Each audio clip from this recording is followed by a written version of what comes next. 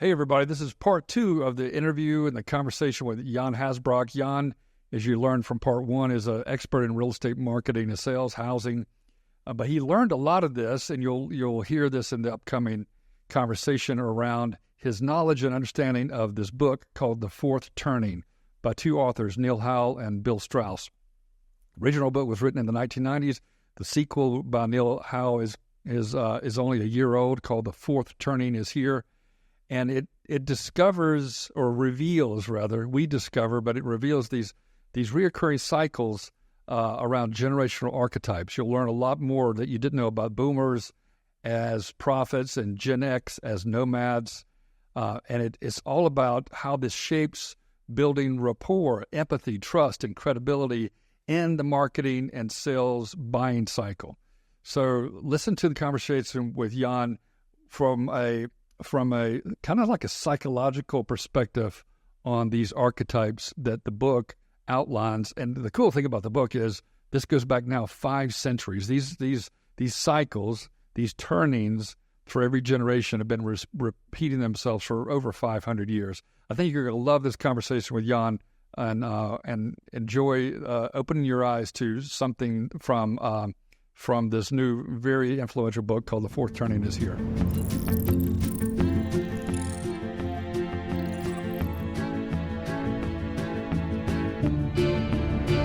So back to the topic that I'm most interested to explore with you, this book called The Fourth Turning. It's by two authors, Strauss and Howe. How did you discover that? When did you discover the book? And tell me about how you began to process those ideas in your first realization. Well, I discovered it late. The book had already been the initial breakthrough book by Howe and Strauss, Generations, was published in 91, and I didn't get to it until 2002, 2003, when one of my fellow merms recommended it to me, thought I'd enjoy it. So they set out to basically write an ode to the boomers, but they found in their research this recurring pattern of civic events, and they went all the way back to Sir Walter Raleigh, but I like to focus on the last 300 plus years, beginning with the awakening generation born in the earliest years of the 1700s. And what they found is that the civic events that happened in lockstep were an era of prosperity, what they called a high, followed by an era of a spiritual awakening, followed by an unraveling, followed by a crisis. And each of these would last between 20 and 25 years. And they found that about every 88, 90 years, this cycle was repeating. That in itself kind of humbled them, thinking that maybe there was something deeper than, in this book they were collaborating on, than a paean to the boomer generation.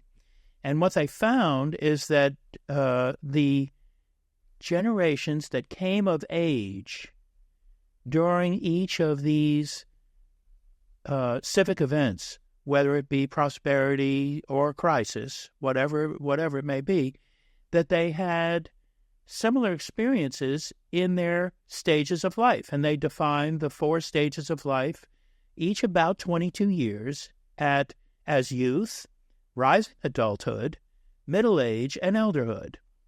And so what they identified was a correlation between demographics, simply birth years and population ebb and flow, and consciousness, generational identity. And what they found, and what I latched on to in terms of my focus on sales and marketing, was that this generational identity was key to streamlining the sale, in that you were able to use a generational identity as a way to create commonality. And in the sales process, commonality is the building block of rapport. Yes. Rapport is needed in order to practice empathy. With empathy, you can build trust, potentially. And of course, with trust, credibility is created. And without credibility, the subsequent stages of the sales process, which is generally called discovery, if you don't have credibility, you're going to ask questions and get wrong answers. So I found that this was really key. So I was focused on what was it that created this generational identity. It was certainly demographics had an aspect to it, but it was more than strictly demographics. What's up with this discrepancy between demographics and generational identity? And it turns out that generational identity is formed when by the universal experience of that generation of certain what I'll call life events, which represent the bookends of personality formation. So let me give myself as an example. Born in 1949, the early bookend of my personality formation and my generational identity happened with two events that were 3 months apart in 1963. They were the Kennedy assassination and the Beatles on Ed Sullivan. Really? Now, what do those two events have in common, at least for me, was I remember to this day, 60 plus years later, everything I was doing on that day. Right. So that was one bookend. 6 years later, in 1969, I experienced two other bookends within 60 days, or 30 days, really, and that was the landing on the moon on July 20th of 1969 and Woodstock on August 17th of 1969. And these two events cemented my generational identity and were instrumental in they were the fences, if you will, or the bookends of my adult personality formation. I graduated from the Generations book, which was, 500 pages, to a book that they wrote in 1997 called The Fourth Turning, because what they called these 4 cycles, which we've identified as prosperity high, spiritual awakening, unraveling, and crisis, they called those turnings. So I began to dig deeper first into the boomer generation to understand that archetype. And so what Howe and Strauss identified as that archetype was the prophet, the reflective prophet. These are generations that are born after the crisis, after the Great War, and during a time of rejuvenated community life and consensus around a new societal order. Reflective prophets grow up as increasingly indulged children of a post-crisis era. They come of age as narcissistic young crusaders of a spiritual awakening. Amen to that. That was certainly me. And cultivate principle as moralistic midlifers and emerge as wise elders to guide another historical crisis. By virtue of their location in history, these generations are remembered for their coming-of-age passion and their principled elder stewardship. Their principal endowments are in the domain of vision, values, and religion. Early in life, few saw combat in uniform. Later in life, most came to be revered more for their inspiring words, for their grand deeds. This describes the boomers. That prophet archetype is followed through history by what we call the nomad, the reactive nomad. This is our today's Gen X. Right. Me. That's who I think I'm identified with. Gen X birth years are 1961 through 1981 inclusive. These generations are born during the spiritual awakening, a time of social ideals and spiritual agendas when youth-fired attacks break out against the established order. Nomads grow up as underprotected. Remember, boomers indulged nomads, underprotected children during this awakening.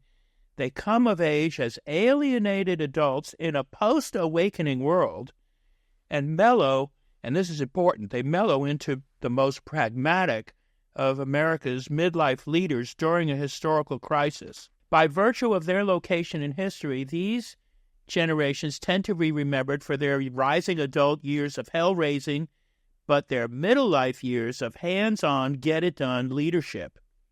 So after the reflective prophet and the reactive nomad, the next archetype is the civic-minded hero. Hero generations, today's millennials, are born after a spiritual awakening and during a time of individual pragmatism, self-reliance, and laissez-faire. By virtue of their location in history, these generations are remembered for their collective coming-of-age triumphs and their hubristic elder achievements. The fourth archetype is today's homelanders, often called Gen Z. And let me comment on the naming of generations. Yeah, tell us why you call them homelanders. When we call a generation, when we christen a generation, typically we're always wrong. And why I object to calling the homelanders Gen Z is because that perpetuates this myth of the linear progression, Gen Z coming after Gen Y. Eventually, they'll find their own voice, but based on the crisis years in which they have grown up, Homeland seems like a good bet. It resonates. Maybe it'll resonate with them. You know, the oldest is just graduating high school right now. The millennials run from 1982 to 2004. Gen Z is called, I'm calling them the homelanders just to defuse the notion that generational cycles are linear. The artist generation, we call them the adaptive artist. They are born during a great war or other historical crisis, a time when worldly perils boil off the complexity of life and public consensus, aggressive institutions, and personal sacrifice prevail. This is now. Artists grow up overprotected by adults preoccupied with the crisis. I want to mention that although externally today's Gen Z is experienced overprotection, they are cataclysmically underprotected when it comes to the online virtual world, something that we are going to have to address. Cyberbullying. Cyberbullying, and the fact that around a dinner table there's no conversation among the kids. They're texting each other. So we are now at the point of a juncture as the crisis, which started in crisis years, started in 2008 and tends to last 20 to 25 years. So we're within sight of the crisis being resolved. Which I've read a lot at 2030 is like this. That's a good projection, but it could be 2025. It could be 2028. It could be 2033. But the crisis, Jan, the crisis that we're facing, by the way, you did an excellent job of summarizing the whole book, and maybe our listeners want to rewind some of this and go through it again, and certainly we'll provide a link to the book and more detail. I have a cool little diagram that I want to add too, because this is the undeniable, like our podcast name, it is an undeniable cycle. It keeps repeating itself. So I want to in a second, I want to move this back to how do we use this in marketing. But for now, let's just go a little deeper into the fear is we cannot get out of this crisis. It is coming. It is unstoppable. It's here amongst us, and we have to get on the other side of it to get back to the back to the high, right? So after the crisis, we have this prosperity, which I think is fundamentally being laid in the foundation of disruptive technology. All these new technologies can be, it's a double-edged sword, but they can power an unbelievable amount of abundance for society after we work our way through this crisis stage. And the crisis is happened, 80 years ago or 100 years ago, over and over and over. So what do you think about? Well, they always resolve. Right. Eventually. But when we look at the years that we're in now, the mood of the crisis era, Howe and Strauss predicted and compiled, reflects society's transition into a secular swamp. Help summarize this, because people, it's not only reading the book, is you have to re-educate yourself about society and history. With this crisis that we're in is a replay of the fourth turning that we lived through the Great Depression and all the way up until World War II. So it's part of our future, and I think some people recognize it. It's not to be fearful of, and we can't avoid it. So the real question is, how do we navigate this? And then I want to move back to how do people in marketing and selling, and specifically we can focus on real estate, your domain. How do they use all these tools? So if you summarized everything that we just talked about, what is the real punchline? How do we make use of this prophetic knowledge? Well, imagine if we were marketers in 1943 and knew of the great era of prosperity that was about to come and the resolution of the crisis, which was not a sure thing in 1943. Yeah. We were, losing. So we're in a similar situation here in 2024, where as students of history, we can summon our full powers of belief that this crisis too will be resolved and will, like all crises before it, be followed by an era of prosperity. So how do we position ourselves for that? The way we do is to understand each generation where they are in the different stages of life, and to appeal to them based on where they are headed. So with the boomers, to connect with them, we'll need to understand that boomers see themselves as the vital link between culture and civilization, and demand respect and obedience, not power and reward.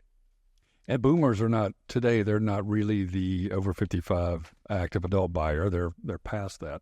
Well, again, if we look at the boundary years of 1943 to 1960 for boomers, the youngest boomer is 64. So they're right in. Their last wave is absolutely getting immersed into elderhood.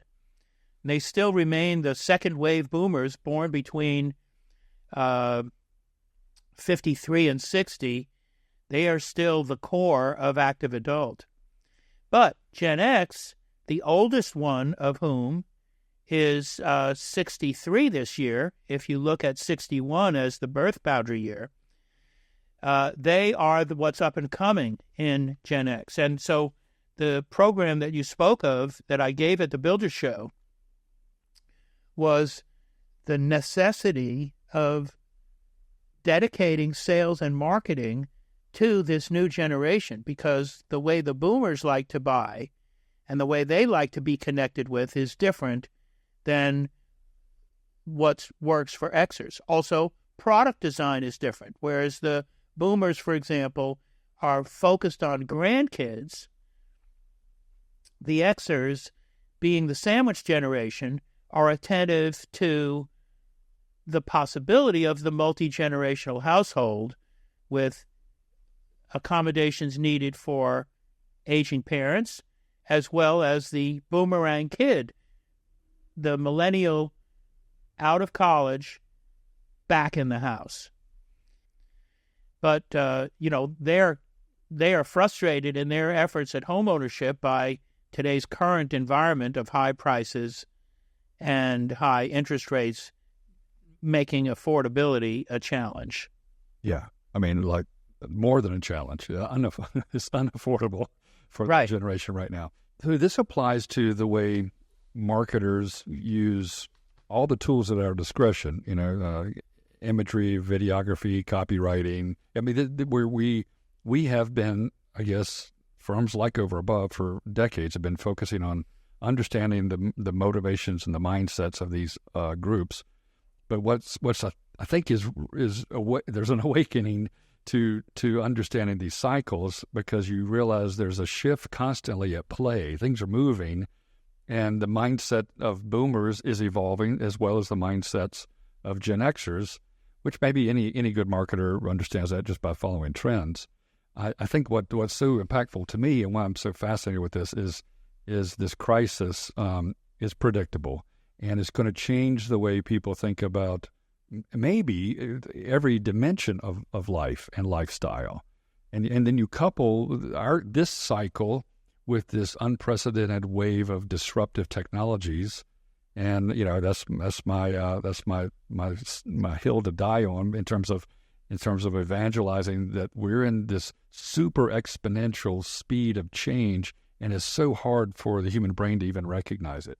I think what's critical for us is, as sales and marketing and the marketers in the residential space, is to understand what we should be doing now to prepare for, first, the rest of this decade, and then for what's going to happen in the 2030s.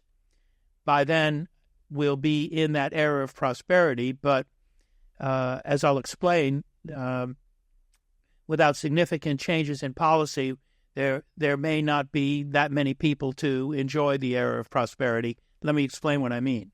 Right now, we have the millennials approaching middle age. So in these next 6 years to 2030, we are likely to continue to see the extreme imbalance between supply and demand, and millennials recognizing, or they already recognize, surveys tell us, implementing their desire to be homeowners. What we'll wind up seeing is that, Generation Z's, the homelanders, population growth has been so remarkably diminished as to be historic. Do you know that there was only 1 year in the last 125 years where we had a negative population growth in this country? It was 1918, where we had the double whammy of the Spanish flu and World War I. But, those who, as Santayana said, those who do not learn from the past are condemned to repeat it. I think we're all, we can demonstrate through this close examination, through the lens of generational archetypes, that we will repeat it. Whether we're condemned or not depends on if we anticipate it, we know what's coming. Who wouldn't want to know the stock that's going to grow at 1,000% so we could invest in it now? So we are tremendously empowered if we only take advantage and take seriously these historical trends, which are as real in terms of the reality of history as we could possibly ask for. So, I want to cite the current book, Fourth Turning, that was published in 1997. Yes. The Fourth Turning is Here was published this last year, late last year. 2023. Yeah, it's called The Fourth Turning is Here, What the Seasons of History Tell Us About How and When This Crisis Will End. And Bill Strauss, who, by the way, when he wasn't writing Generations and collaborating with Neil Howe, was a member of the Capitol Steps. Anyone who is a fan of public radio would be familiar with their political satire. He was one of the founders. He passed away about 10 years ago, but Howe continues, and his website is lifesource.com. And while I'm giving out websites, for more information about what I do, my website is wowismnc.com. Wowism stands for Walk on Water Inspired Sales and Marketing. wowismnc.com. Yeah, and we'll put that in the show notes as well. And please, for all the listeners, consider picking up this book. Maybe there's an audio version. And Mr. Howe he's all over YouTube. You can see lots of great interviews on YouTube with Neil Howe, and they're all fascinating. He's really, really a thoughtful guy. It's difficult to take these big ideas, all the detail of archetypes and the cycles, and trying to put this into a chronological lens. It can be overwhelming, but the study of it is a worthwhile endeavor. I promise you, it is. For me, it's almost like I just use the word prophetic. It's almost like I'm aware of the future. It removes some of the uncertainty, and it gives you this confidence of how to navigate things that are going to come, because they've come, I believe, for 500 years.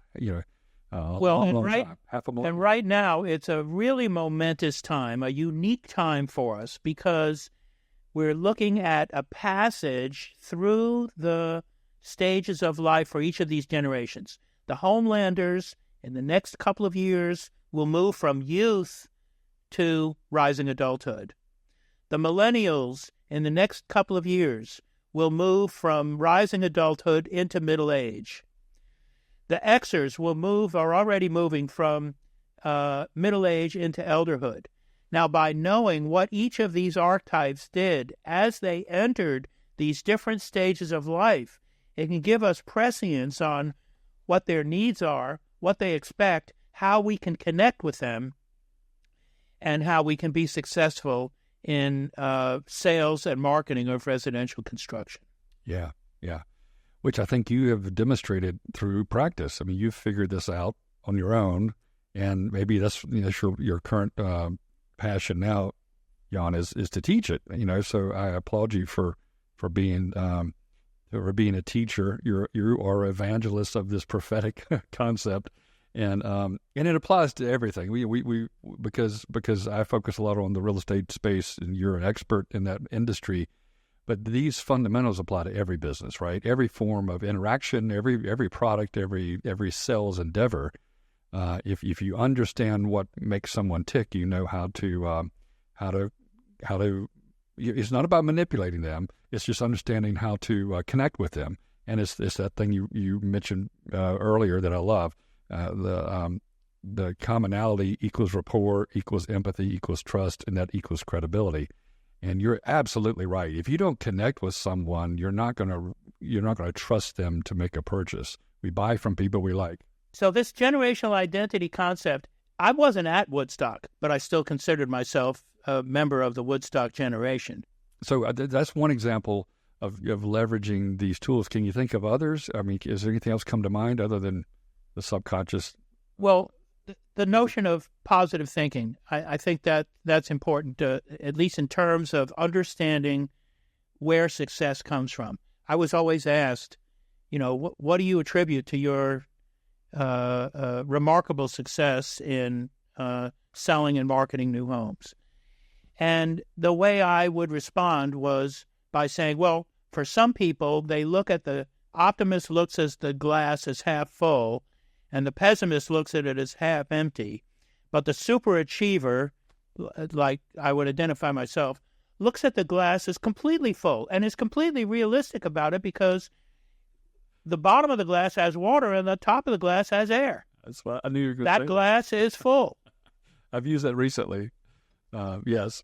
And it's a super optimistic and super achiever. And, that's as a man thinketh. Like, we have the ability, believe it or not, we have the ability to manifest our reality. It's just believing. It's that simple. So you're optimistic about the future. You're not worried about the crisis. I'm aware of the crisis. We're in it. We've been in it since 2008. I've experienced the crisis viscerally, with the same intensity that I experienced, JFK's assassination or the landing of the man on the moon. But history tells me that this too will pass. It will be resolved, and it'll be resolved in a positive manner.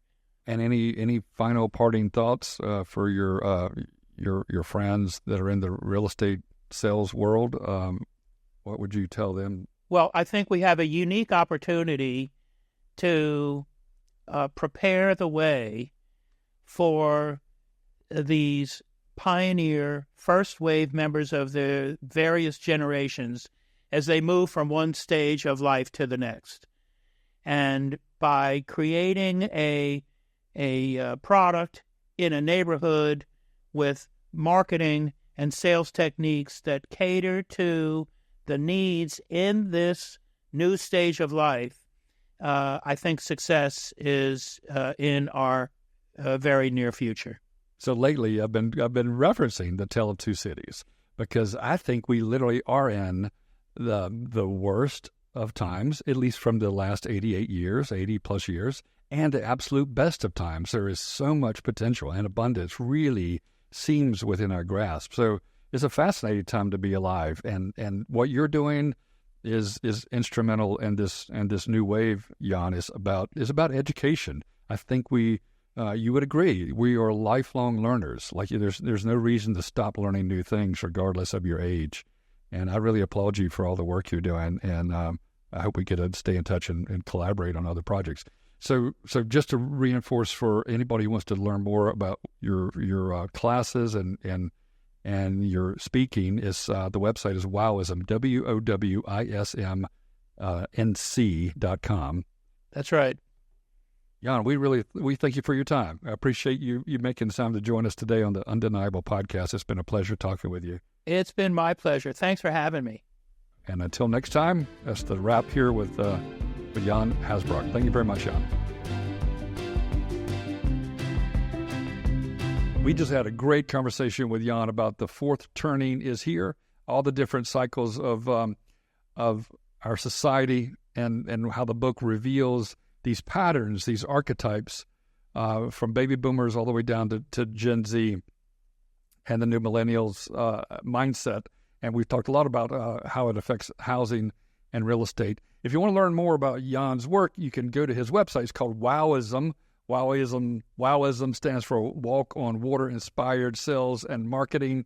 He's a very thoughtful guy. WOWISM.com, Wowism.com.